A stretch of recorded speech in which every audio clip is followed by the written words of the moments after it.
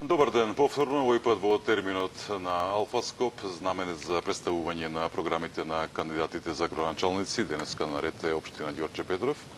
На почеток само да информирам дека, иако уредно поканет, во студијето со нас не е кандидатот на СДСМ за градоначалник на оваа општина.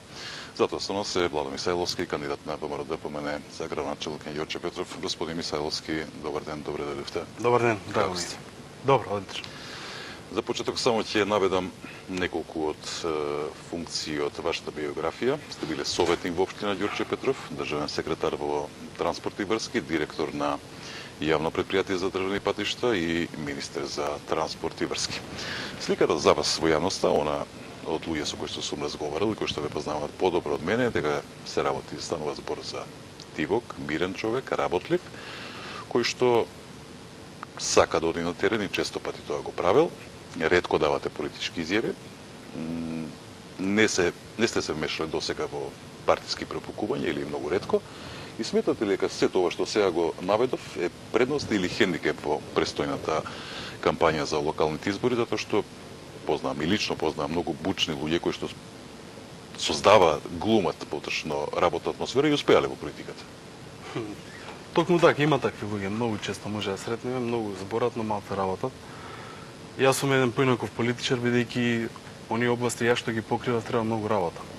Поготово додека бев министер за транспорт и врски, тоа е како еден градоначалник на цела Македонија. Пред се, бидејќи исто се бавите со инфраструктура, се бавите со изграда на патишта, на водоводи, канализации, помагате на општините, целосна урбанизација, бидејќи поминува преку Министерство за транспорт, дека бев директор во јавното претпријатие за државни патишта, цела инфраструктура имав можност во Република Македонија да видам како се гради, да помагам и така натака.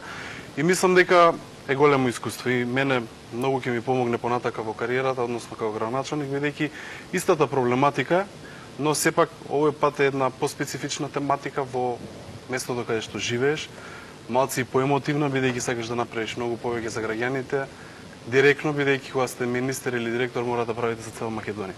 Сега имам честа да работам директно за моите пријатели, за моите сограѓани и навистина ми е задоволство и ќе се посветам максимално. Цел живот сте во Ѓорче. Ако сега побарам од вас да посочите еден од 10 најголеми проблеми во општината, кој би го ставили на прво место? Па би ја ставил инфраструктурата. Мислам дека најмногу треба да се работи во инфраструктурата. Нови улички, нови тротоари. Мора да градиме. Нови водоводи, подземна инфраструктура, секако. Не само во урбаниот дел, многу важно е и за руралниот дел, бидејќи општината Ѓорче Петров е поделена со урбан и со рурален дел.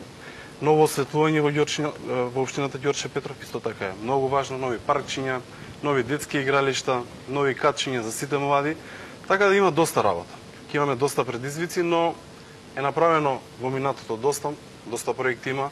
Исто така и градот Скопје има направено доста проекти, но сега јас сакам да се сконцентрирам многу во инфраструктурата. Сакам да направам една општина во градот Скопје што ќе биде најмодерна, најурбана и ќе го направам. Убеден сум и ќе се натпреварувам со сите општини во градот Скопје како Ѓорче да биде најдобра општина. И убеден сум во тоа, знам како, умеам и за брзо тоа ќе го види цело Ѓорче, но и градот Скопје.